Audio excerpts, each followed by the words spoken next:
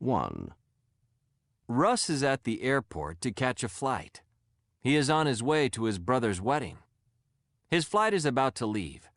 As he runs through the terminal to his departure gate, an elderly man suddenly slips and falls in front of him. The man cries out in pain. Russ knows that if he stopped to help the man, he would miss his flight. If he missed his flight, he would miss his brother's wedding. Russ runs past the man as if he hadn't seen him. Would you have done what Russ did? 2. Mike is taking an extremely important history test. The test will determine whether he passes the class. Mike has been studying for the test day and night. He feels well prepared, but when the test is in front of him, Mike's mind goes blank. He can't remember anything. It is as if he had never studied. Sam is the best student in the class and is sitting right next to Mike. Sam's paper is close enough for Mike to see the answers. The teacher is not paying attention. Mike knows that if he copied Sam's answers, the teacher wouldn't see. What would you do if you were Mike?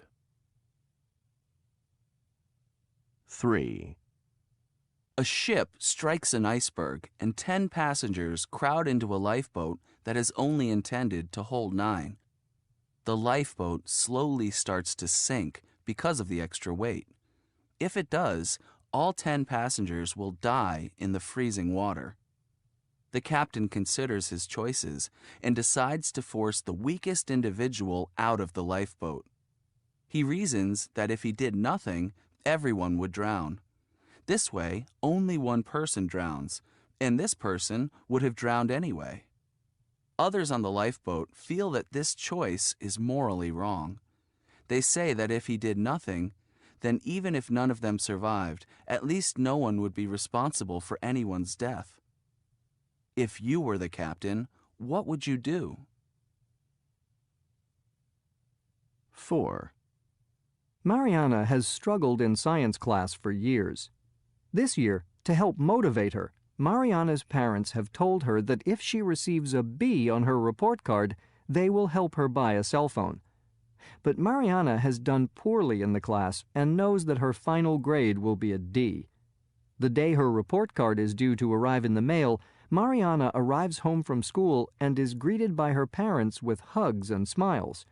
She takes a look at the report card and sees that her grade in science is an A. Clearly, this is a mistake, but Mariana can get away with it if she doesn't say anything. The cell phone is only part of the reason that she's tempted not to say anything. She also dreads the idea of seeing the pride on her parents' faces vanish. What would you do if you were Mariana?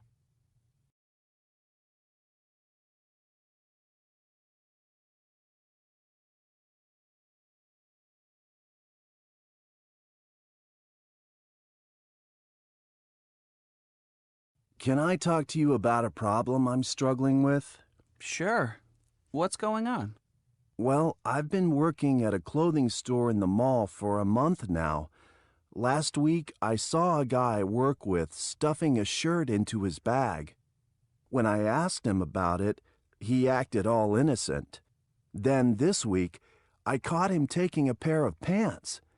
This time he promised he wouldn't steal anything again and begged me not to tell the manager. So, what are you going to do?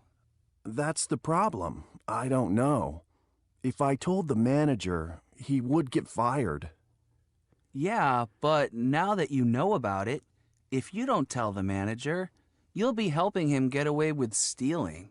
He's put you in a rotten position. I know. What do you think I should do? The way I see it, if he's stolen twice before, he's likely to steal again. You can't trust him. Do you think he might even steal from the cash register? I wouldn't put it past him. It seems to me that you may get yourself in trouble if you don't blow the whistle on him. Of course, it's your call, but if I were you, I would let the manager know. Yeah, you're probably right.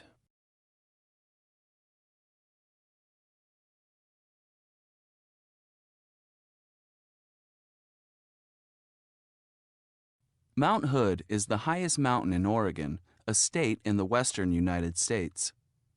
At 3,400 meters, it is an irresistible draw to hikers looking for a challenge.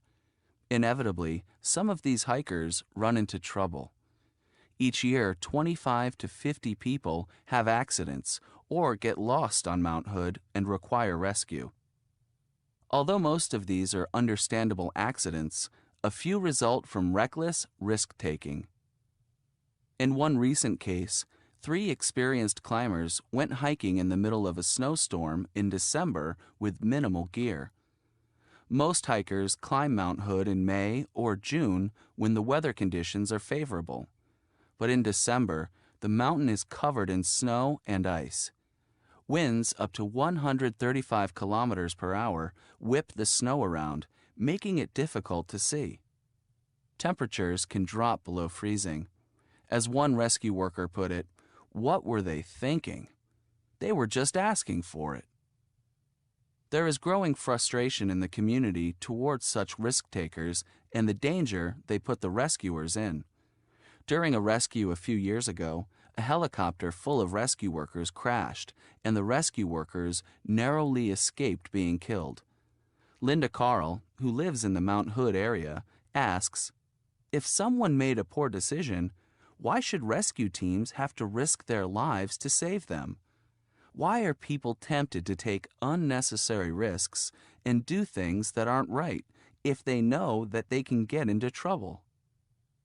Most of the Mount Hood rescue workers are either volunteers or part of the local sheriff's department. There is no charge for these rescues.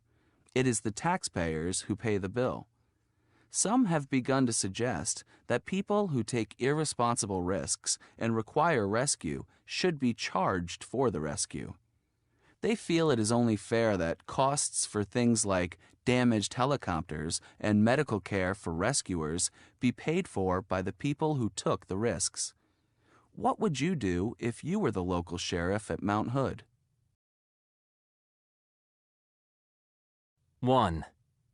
3 experienced climbers went hiking in the middle of a snowstorm.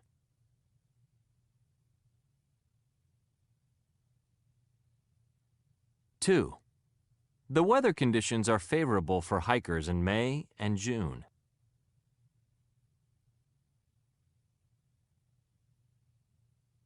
3. In December, the mountain is covered in snow and ice.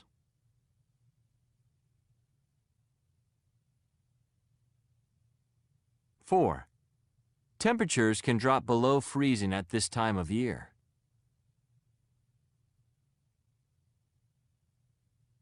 5.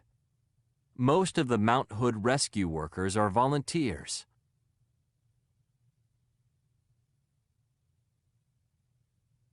6. There is no charge for these rescues.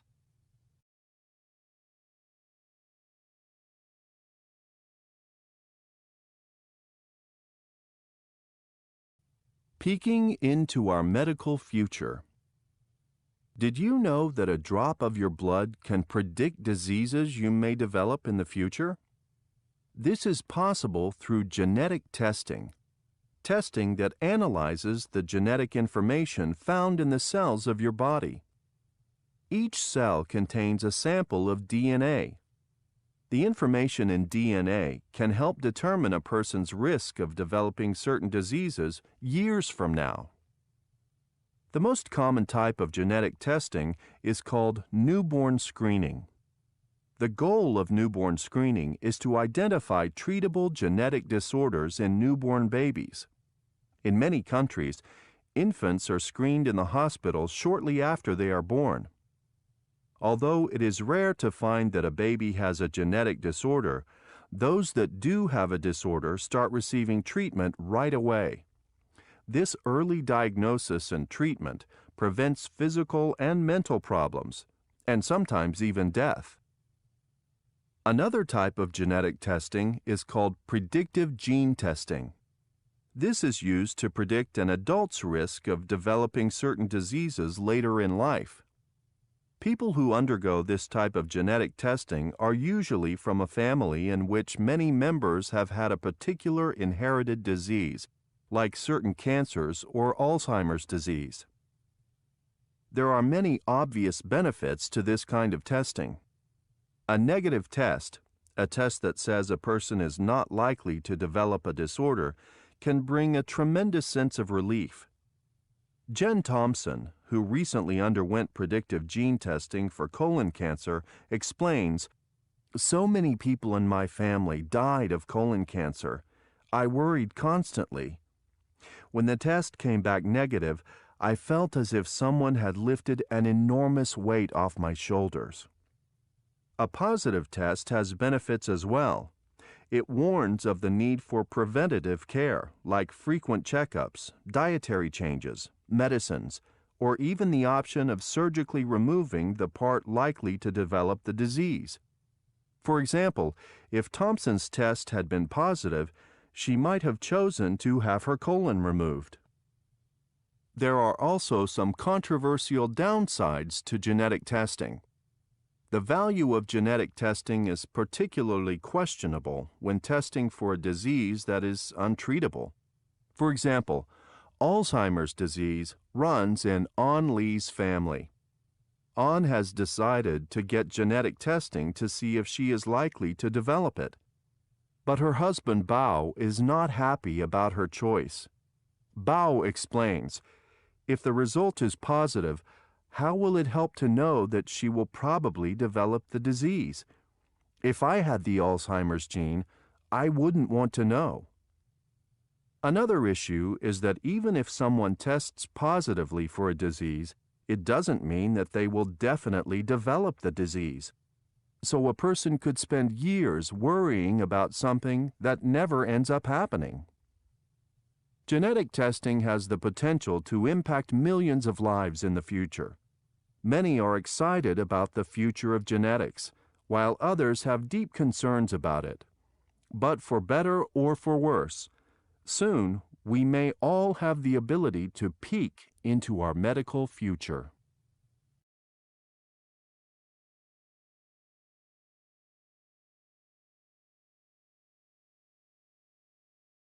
After I finished school, I chose to try out a number of things before settling on one field of study or profession.